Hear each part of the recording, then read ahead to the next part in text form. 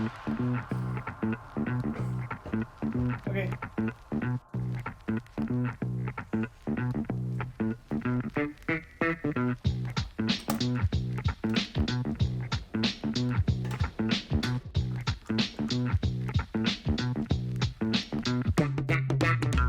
Hey, Sean, welcome to an evening post. Thank you for clicking on this. I appreciate that.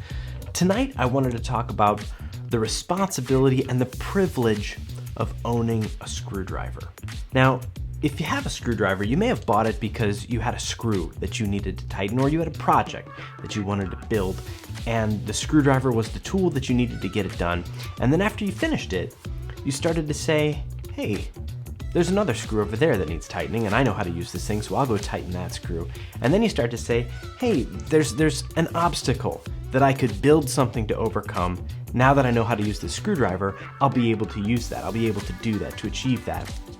And there's an old adage that if all you have is a hammer, then everything looks like a nail. And I think that this has a negative connotation a little bit of if you only know one thing, then you're only going to use that thing to try to accomplish everything. And I think I would have used a hammer intro, except we have plaster walls in our house, and so everything is a screwdriver. But the same concept applies, where once you've mastered a tool, once you have a skill set, it can be very easy to always go back to that skill set. The analogy I'm drawing to is our art as artists. And as a video producer, so often my instinct is to say, here's a situation, here's a cause for which I'd like to participate and I'd like to be an activist for. Here's a product, here's a person, here's an idea. I can make a video for that. And that's always my instinct of, oh, this would be fun. I could do a video about that. Like, this would be neat. I could do a video about that. And it becomes almost overwhelming and almost maybe annoying, where whenever it seems like all I think of is video ideas. Like that's the language that I speak in my brain, because that's where I feel confident. That's where I have experience. That's where I feel like I can do good things. And so for some people it's a screwdriver. And when you have your screwdriver, you can tighten every little screw, and you can put screws in places that they weren't before, and fix things and make things and build things. And my screwdriver is video production. And so I started to get annoyed with myself, thinking of that adage of if all I have is video production, then everything looks like a video. And is that a bad thing? And I started to think yes, and I want to do more, and I want to create things, and I don't want to be a one-trick pony. But there's not really a shame in that. And as artists, every time we iterate, every time we exercise our gifts, our talents, and our expertise, that expertise grows and it changes. And not only do we start to learn even better how to use these tools so well, but we also start to learn where they don't work well. And if you've got a screwdriver, you know there's a bunch of things that you can do really well. But then you start to find situations of like, well, you know, I tore my shirt. Could I fix it with a screwdriver and a screw? And you may think so at first, and that's an extreme example, but over time you start to learn, no, you can't. You can't do that.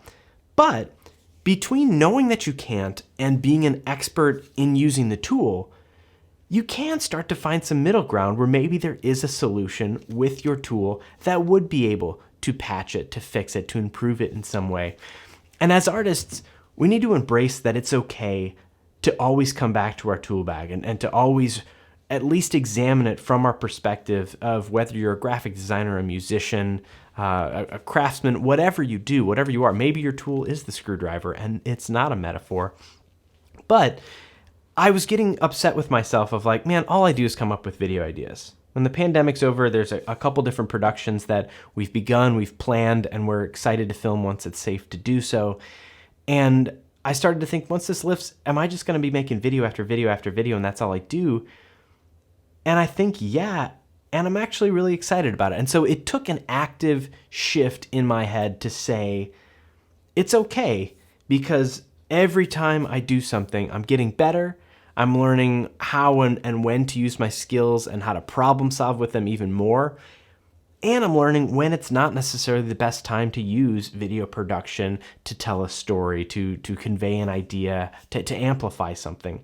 And so I encourage you to do the same thing. Don't get down on yourself for over-iterating or over-practicing your skills, thinking that, oh, well, at the end of this pandemic or at the end of this decade or at the end of your life, all you have is a stack of paintings you've done. That's incredible, and you're going to be an incredible painter because of it. And as we look back on our legacy, what matters more than what tool we use to create something is what did we create. And so while I may create a lot of videos, and at the end of the day, they're just videos, I will tell stories of people who have incredible stories to tell. I will show things that people don't always get to see. I will hear things that people don't always get to hear. And I will leave a legacy of cool videos for children, cool videos for adults, for artists. I will hopefully leave behind this legacy of cool stuff where, yes, a lot of it is in videos, but those videos are so varied that it really is a cool portfolio to leave behind.